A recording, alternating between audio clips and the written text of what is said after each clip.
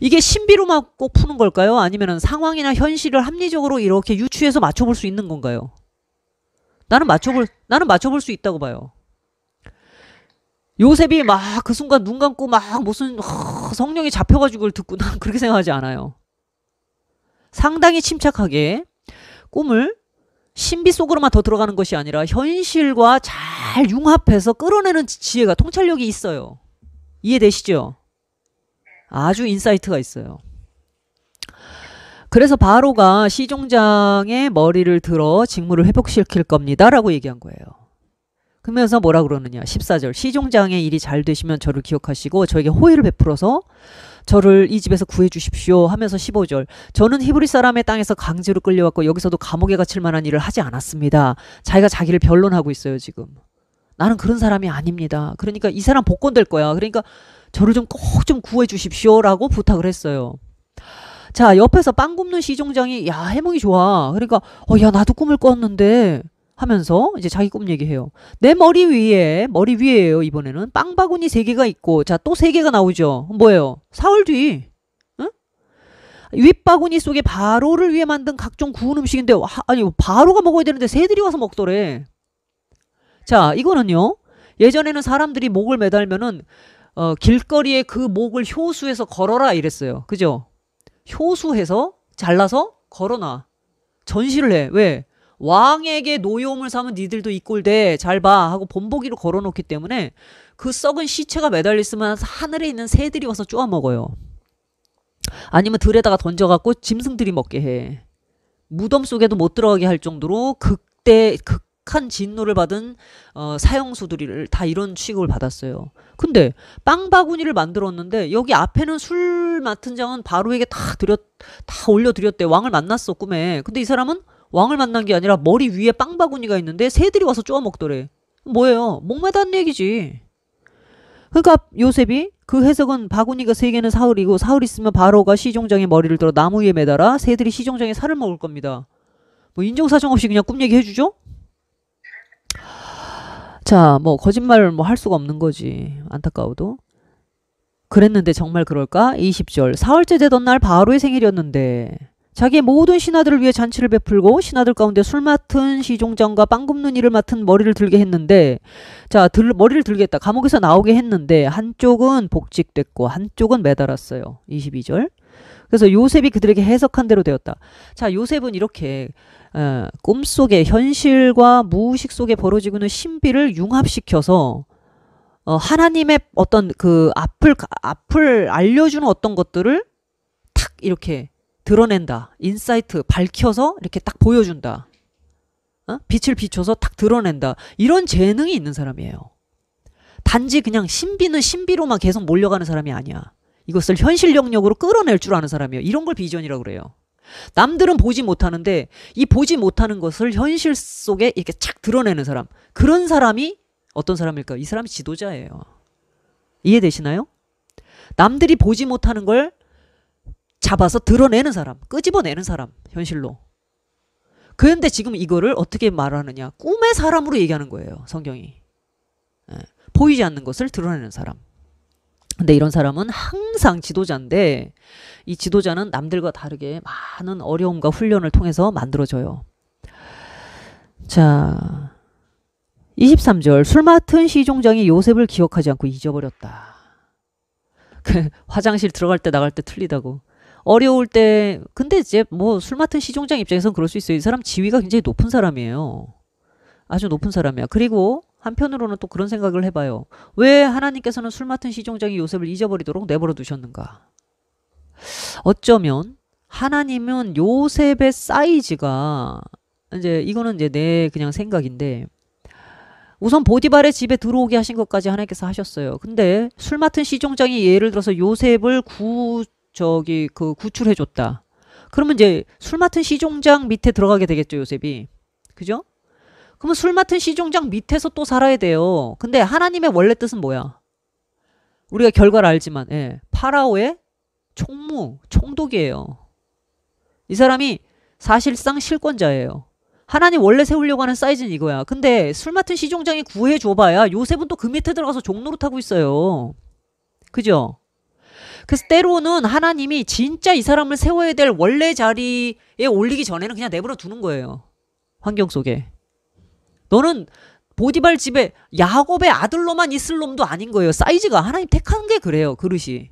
그러니까 끄집어내가지고 고생을 했어. 이집트에 가서. 그러나 고생을 해도 어디 가서 고생했냐. 보디발 집에 가서 고생했어요. 경호대장 밑에서. 그러니까 그 경호대장 집에 드나드는 사람들이 대부분 누구예요?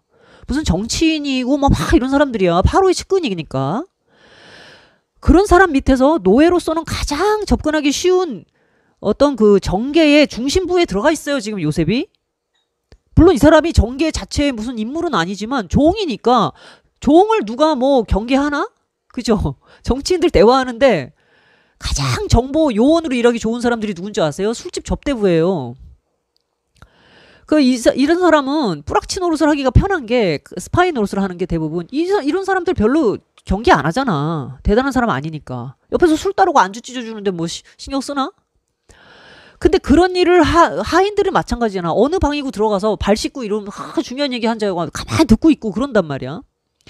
이런 여러 가지 경험들이 물론 쌓였을 거야. 물론 하나님이 다 이제 알고 듣고 다 하게 하신 거지. 근데 그런 총명하니까 이 사람이 그걸 다 자기 지식으로 잘 삼아서 보디발이 뭐를 맡겨도 잘했다고 이제 그렇게 돼 있어요.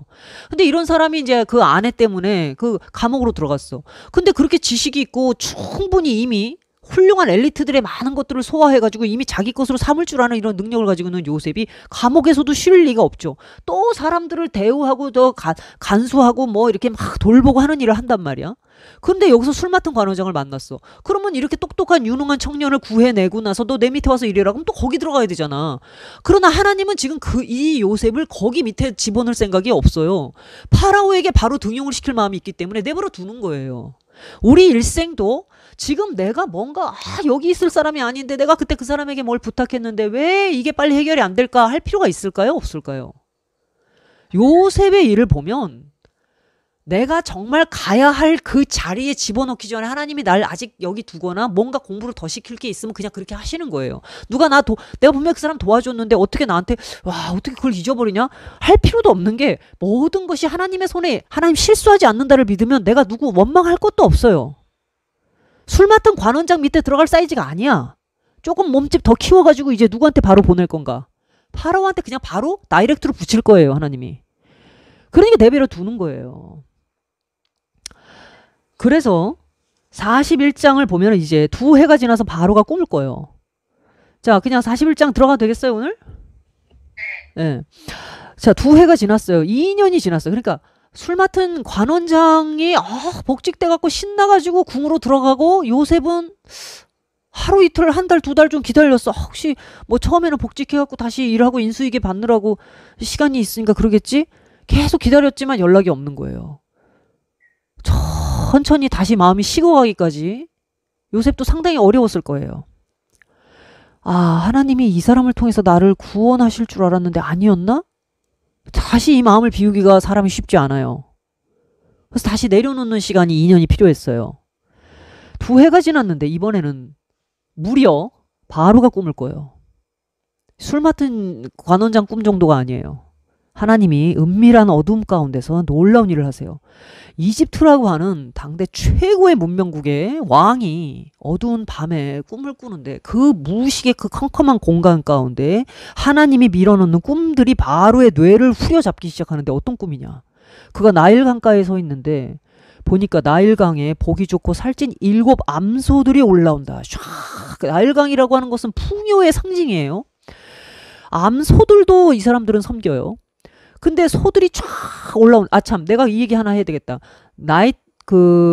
클레오파트라의 눈에, 우리 왜, 눈에, 이 눈 주변에 검은 아이라인 그리는 게 바로 이 암소의 눈에서 착안됐다는 화장법인 건 알죠? 소를 섬기는 이유가 소의 눈 주변에 있는 검은 이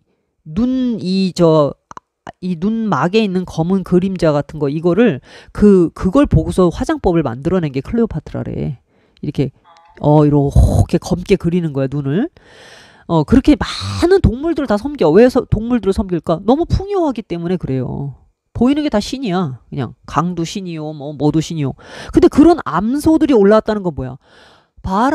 파로가 봐도 그냥 마음이 흐뭇해. 아, 내 나라는 어쩜 저렇게 풍요로워. 저 소들 통통한 것 좀 봐. 이러면서 쫙 갈밭에 올라와가지고 막 한가롭게 그 풀을 뜯는 장면들을 파라오가 흐뭇하게 바라보고 있는데, 여기서 갑자기 BGM이 샥 변하면서 뚠뚠뚠뚠뚠뚠뚠 이런 음악이 들리는 것 같으면서 7마리 암소들이 나일강 뒤로부터 쫙 올라오는데, 모습이 어느 정도냐. 세상에 그런 흉측하고 무서운 모습을 나는 본 적도 없는, 온몸에 소름이 확 돋는, 어머 저게, 저 소들이 저게 왜 모양이 왜 저래 하고 깜짝 놀랄 정도로 흉악하고 무서운 야윈 암소들이 샥 올라오는데, 이것들이 소가 소를 잡아먹어.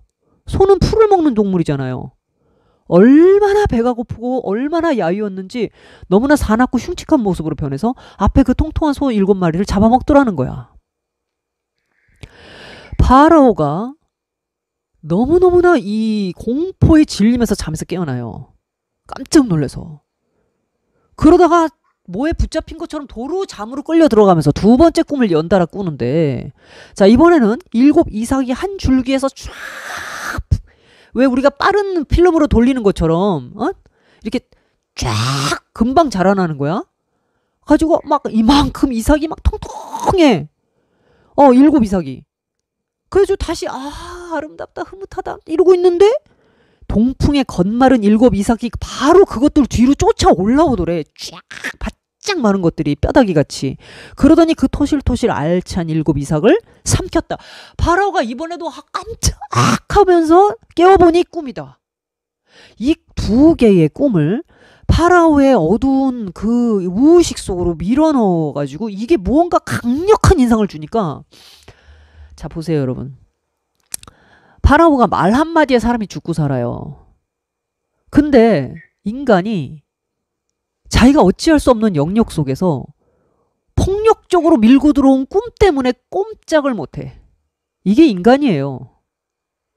전 세계를 지배하는 그 어떤 인간이라 해도 피할 수 없는 2가지. 죽음. 그죠? 네, 죽음을 피할 수가 없어요.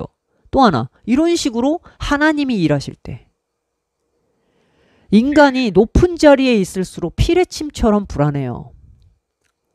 그러니까 술 맡은 장 떡 굽는 관원장을 왜 둘을 갖다 감옥에다 넣겠어. 니들 내 음식 너네 누구 사주 받았어. 항상 이게 불안한 거야. 평안이 있을까요? 없을까요?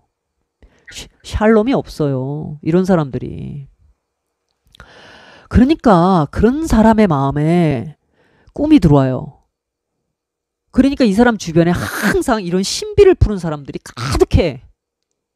이게 지금도 대통령 후보들 막 우리 이제 대선 다가오니까 그러죠. 주변에 지금 꿈 푸는 사람, 무당이고 뭐 목사 뭐 이런 사람들 다닥다닥 달라붙어요. 이 장사 잘 될 때야 시즌이. 이건 뭘 얘기하느냐. 사람이 아무리 대단한 권력을 가지고 있는 것 같아도 가진 게 많기 때문에 상대적으로 그만큼 무섭다. 그만큼 두렵다. 자, 그래서 파라오의 마음이 번민하여, 나는 파라오가 잠에서 깨고 나서 창밖에 서가지고 밖을 내다보면서 계속 한숨 이러고 있었을 것 같아. 이게 떠나질 않아가지고, 이게 너무 자기가 몸서리치게 두려웠던 이 섬뜩했던 게 나한테 이게 뭘 말하는 거지? 이게 뭘 뜻하지? 내 이성과 지성으로 풀 수 없는 어떤 것이 내 뇌를 공격해 들어왔을 때 인간이 이걸 감당을 못 해가지고 막 어쩔 줄을 모르는 거예요. 그러니까 왕의 눈치만 살펴 또 옆에 사람들이 불안하죠. 그죠? 왜 그러시냐고. 왜 그러시냐고 막. 가만히 있어봐. 막 이러고 막 어쩔 줄은 몰라요. 이거 불러와라. 그러니까 새벽부터 지금 어떻게 되느냐. 자, 바로가 사람들을 보내요. 이집트의 모든 마술사와 모든 지혜자들. 자, 이집트가 점령한 영토만도 어마어마해. 전쟁 나가가지고 사로잡은 식민지도 많을 거예요. 당대에. 그러면은 그 자기가 지배하고 있는 그 영토 안에 있는 모든 엘리트를 대부분 다 궁으로 불러들이거든요. 똑똑한 사람들은. 그죠? 똑똑한 사람들 다 데리고 와요. 근데 어떤 옛날에는 뭐 천문학을 하는 사람, 뭐 기상학, 뭐 이런 하여튼 각 분야에 뭐 좀 날고 긴다 그런 사람들을 다 데려다가 왕이 밥을 먹이면서 사실 필요할 때 딱딱 불러다가 이제 쓰는 건데, 박수, 지혜자, 뭐 점치는 사람, 뭐 그러니까 일종의 그 당시 예전에는 이런 사람들 다 박사라 그랬어요. 지금은 박사 그러면 이제 다 우리는 학문이 돼야 되잖아. 심리학이라고 하는 걸로 더 정리가 되거나. 근데 그 시대에는 뭐 그런 게 있었나? 어? 그러니까 이렇게 천기를 읽고 이상한 현상을 분별하고 이런 거에 아주 특화된 사람들 대부분 반무당이에요. 꿈 풀어주고. 지금이야 심리학이라고 상담하고 뭐 이런 사람들 가서 하겠지. 의사가 뭐 혈압 재고 괜찮습니다. 뭐 이렇게 하겠지만 물론 그런 사람도 있겠지. 주치의도. 근데 이거는 꿈이잖아. 그러면 이런 이상한 현상을 풀어주는 사람. 옛날에 고대에도 전쟁을 나갈 때 항상 그 신전에 가서 여자 사제들한테 물어보고 그랬다고. 그 막 무슨 신이 너에게 지금 점지하셨다. 항상 신탁을 받았단 말이야. 신탁을. 근데 이때도 지혜자 각종 사람들 다 불러 모아가지고 난다 긴다 하는 사람들이 막 다 쫓아 들어오는 거예요. 파라오가 새파랗게 질리셨다 그러니까 놀래게 안 놀래 지금. 그러니까 막 다 쫓아 들어와가지고 꿈 얘기를 해보시라고 막 이래갖고 다 했는데 풀지를 못하는 거예요. 희한하지? 바로에게 해석하는 사람이 없었다. 뭔가 해석을 못했다기보다 해석을 시도하는데 파라오의 마음에 차질 않을 수도 있었어요. 해석을 아예 안 하지는 않았겠지. 자, 그 난리가 벌어지고 있으니 왕이 마음을 내려놓지를 못해. 뭔가 해석을 들으면 하고 딱 풀려야 되는데 해소가 안 돼. 파라오가 멍청한 사람일까요? 파라오 똑똑한 사람이에요. 세계를 지배하는 사람이에요. 눈치가 보통 사람이 아니에요. 이 사람이 이런 자리에 올라가기까지는 수없이 많은 정적을 죽이면서 올라간 사람들이야. 이런 사람들. 피도 꼼짝 안, 무서울 게 없는 사람이에요. 아주 뭐 인간의 내면과 심리를 꿰뚫어보는 사람이야. 저게 아첨한다 아부한다 다 알아요. 이런 사람이 박사들이 와가지고 떠드는데 헛소리하는 놈들도 있겠지. 마음 편하게 해주려고 그냥. 근데 그런 거 필요 없는 거야. 왜? 위험이 닥쳤다고 생각하는데 내가 지금 아부 듣고 있게 생겼어요? 그러니까 마음에 안 차. 그러니까 왕이 마음에 안 차 한다는 거를 눈치 빠른 사람들 막 답답한 거야 자기들도. 이때 갑자기 딱 떠오르 요셉을 떠올리는 사람 바로 그 사람. 술 맡은 관원장. 이때 떠오르는 거야. 봐, 하나님이 무슨 일을 하더라도 사람의 마음에 자동적으로 일을 시키는 게 아니라 어떻게 상황 속에서 부딪히면서 그 사람이 진짜 그냥 떠올릴 수밖에 없는 상황인 것처럼 하나님이 일을 해요. 이해되나요? 아주 자연스럽죠. 그러나 이미 앞서서 술 맡은 이 관원장은 자기가 요셉에 의해서 그 꿈풀이 되도록 된 거를 알고 있기 때문에 이 사람이 그냥 기억을 떠올린 것 같으나 바로 이런 상황을 만들어 가요. 인간의 의지와 하나님의 섭리가 이렇게 교묘하게 얽혀 있으니 이거를 누가 누구 때문이다라고 우리가 금방금방 단정하기가 쉽지 않아요. 한참 지나봐야 알아요. 자, 9절. 그때 술 맡은 시종장이 바로에게 말해요. 제가 오늘 저의 죄를 기억합니다. 이럴 수가 막 이래. 그러니까 파라오가 왜? 뭐 때문에 왜? 뭐야? 뭔 얘기야? 종들에게 분노하셔가지고 그때 그 빵 굽는 그 시종장이랑 저랑 그 왕께서 가두고 그러지 않으셨습니까? 근데 그때 그 같은 날 밤 그 둘이 꿈을 꿨어요. 근데 해석이 각자 달랐습니다. 그러니 막 둘 다 꿈 내용이 틀린데 이거 막 풀지를 못해갖고 저희가 끙끙 앓고 있는데 그때 경호대장 웬 히브리 소년 애가 해석을 자기한테 말해보라 그러더니 막 꿈을 딱딱 푸는데 진짜 그렇게 됐습니다. 사흘 뒤에. 그때 목매다시지 않았습니까? 그 바로가 그랬지. 그래가지고 저는 제자리로 왔고 그 빵 굽는 사람은 매달렸습니다. 왕이요. 딱 여기까지 얘기했어요. 그 사람을 불러보십시오라고 했어요? 안 했어요? 안 했어. 괜히 불러보세요 그랬다가 뭐 잘못 풀면 또 어떻게 해. 그러니까 그냥 내가 기억이 납니다. 그냥 이렇게 얘기한 거예요. 왕이 알아서 하는 거예요. 지금 왕은 자기가 죽일 뻔했고 감옥에 가뒀던 그 술 맡은 시종장이 바로 옆에서 지금 왕이 막 초조해하니까 그냥 좋은 술 해다가 막 옆에다가 담근 술 갖고 와 뭐 갖고 하면서 챙기고 있었겠지. 그랬다가 아이고 왕이시여 이러면서 얘기를 하니까 얼굴 쳐다보니까 맞거든? 그러네. 진짜 복직했네. 근데 제가 히브리 소년 어쩌고 하니까 야 당장 데려와. 이렇게 됐어요. 자 14절. 바로가 사람을 보내어 요셉을 부르니 사람들이 요셉을 감옥에서 서둘러 끌어올렸고 요셉이 수염을 깎고 옷을 가래. 난리가 났어요. 2년 뒤에 어느 날 요셉은 이제 마음에서 포기한 지가 좀 됐어요. 그날도 감옥에 있는 간수들한테 별일 없나 하면서 막 열심히 이렇게 오늘 명단 빵 몇 개 들어갔어 어쩌고 막 이런 거 쓰고 있는데 우당탕 퉁퉁탕 하면서 여기 지금 히브리 소년이 있나? 이러고 보디발에게 먼저 왔겠죠? 책임자에게. 그러니까 보디발도 놀래가지고 무슨 일입니까? 여기 히브리 소년이 있다고 하는데 맞나? 예 맞습니다. 감옥으로 사람이 들어오더니 왕이 부르신다. 빨리 준비해. 그냥 이 한 말 한마디예요. 뭐 어쩌고 저쩌고 얘기해주나요? 지체할 틈이 없어요. 그 대신 왕에게 들어가야 되기 때문에 그래도 옷은 갈아입고 해야 되니까 막 뭐 씻고 막 갈아입고 수염 깎고 막 왜 용모는 일단 단정하게 막 급하게 해가지고 막 끌고 들어가는 거예요 사람이.